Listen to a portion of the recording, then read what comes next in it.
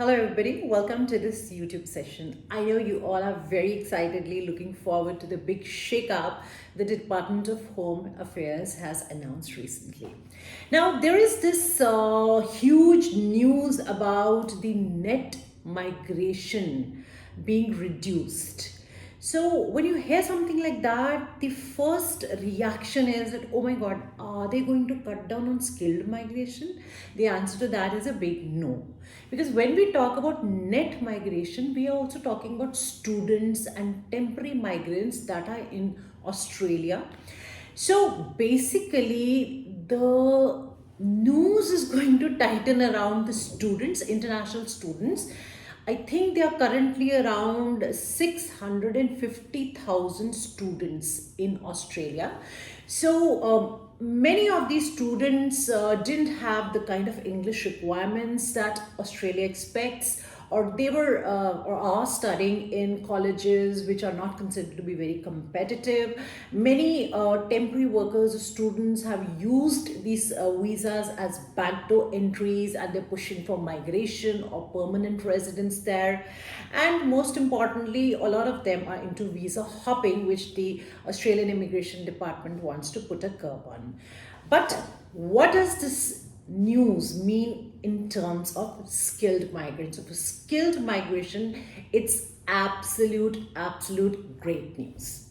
So first of all, I'd like to tell you that Australia has been talking about it. Now they're going to action it. Australia is going to revamp or bring around reforms in its point system. So they feel that in order to attract better talent and get the right skills into the country, they need a revised point system. So that is something we can expect. They are going to start the discussions around this in early 2024. So we can expect that by mid of 2024, so hopefully maybe 1st of July, Australia will have a new point system in place. Secondly, they are going to simplify the visa subclasses. So right now, there are so many visa subclasses. They feel that, we need to streamline the whole thing, and the system is very complicated right now. And for an applicant, a prospective migrant, it's probably a little taxing to navigate through the system. So they're going to ensure that the system is very simple. And more importantly, I would say most importantly, Australia is going to ensure that it reduces the visa backlog. So yes, this has been a huge deterrent as far as the applicants are concerned.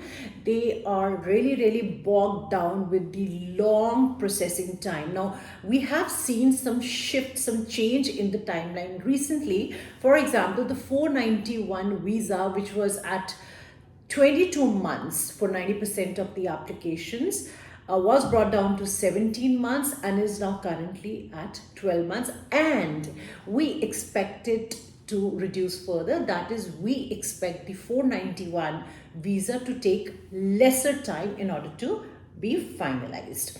So basically, the new migration strategy Australia is coming up with intends to have the people with the right skills in the right place. They're going to refine their migration policy. They are already in consultation with the states to see which state needs what kind of people, so that the states can also curate their occupation lists accordingly.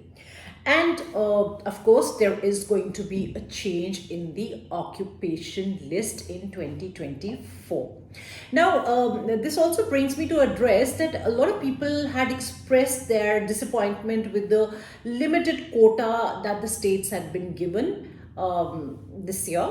So probably that has got a lot to do with this change in the migration policy, because Australia wants that the major quota be released to the states once the occupation lists are adjusted. And finally, Australia is now looking at faster regional visas. So please remember, Australia immigration is going to boost 491 visa.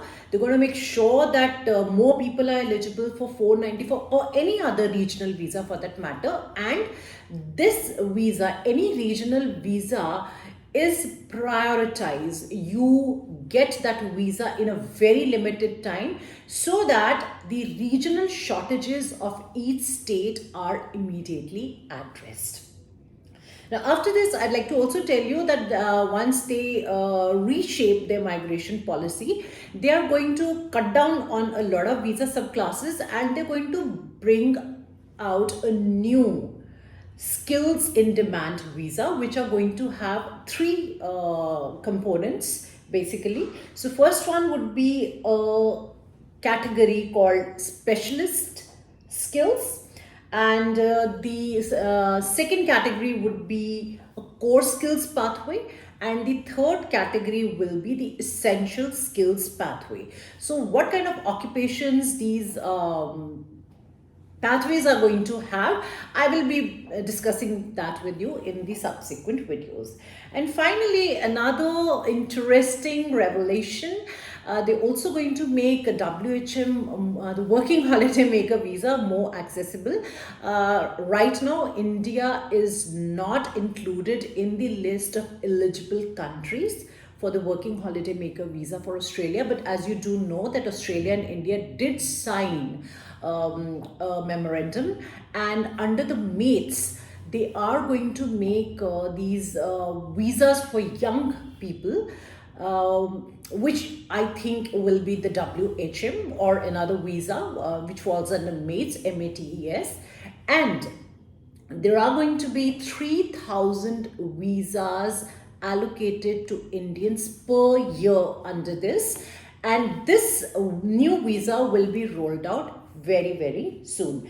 And finally, if you look up the Jobs and Skills Australia website, you can see they have refreshed their occupation lists. They've added a lot of occupations, and they have also shared what kind of occupations are currently duplicated. So with the addition of so many occupations, we can expect that many of these occupations could be selected to be a part of the new occupation list that the Australia Immigration is going to put forward for us. So that'll be it for today. For any queries or to check your eligibility, free eligibility assessment, please feel free to share your CV with us on caanwings@gmail.com or inquiries at caanwings.com, or you can call us on 78498 I'll be happy to take your questions and respond to your queries. So until next time, bye bye and take care.